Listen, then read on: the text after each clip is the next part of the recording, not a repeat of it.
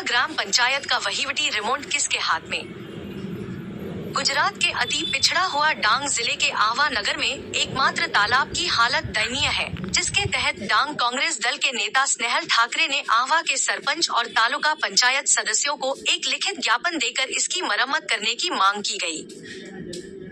कि आवा शहर में पानी के स्रोत के रूप में केवल एक ही झील है, जो वर्तमान समय में सूख गई है और इसमें जलकुंभी का प्रकोप देखा गया है और इस झील के सूखने के कारण आवा गांव में जल स्तर बहुत नीचे जाने से पानी की परिस्थिति बहुत खराब हो गई है।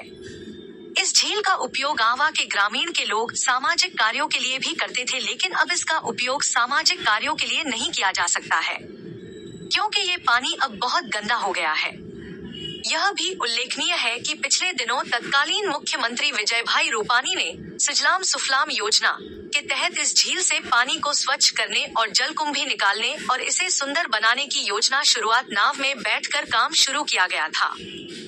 और जाना जाए तो पिछले 1-2 वर्षों में प्रधानमंत्री मोदी के ड्रीम प्रोजेक्ट अमृत सरोवर योजना के नाम पर सारे भारत भर में हर झील को गहरा करने, मिट्टी हटाने और जल स्रोतों स्वच्छ करके उसमें जामी हुई गंदगी को हटाने के लिए अतिरिक्त अनुदान स्वीकृत किया गया है।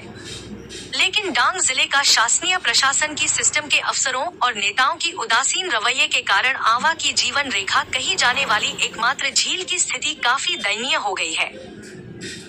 इसी प्रकार आवा नगर की कई पालियों में रोशनी की भी सुविधा अच्छी नहीं है, तो कहीं जगह पर नालियां उफनती है, तो कहीं गली पालियों में आने जाने के लिए अच्छी सड़कें नहीं है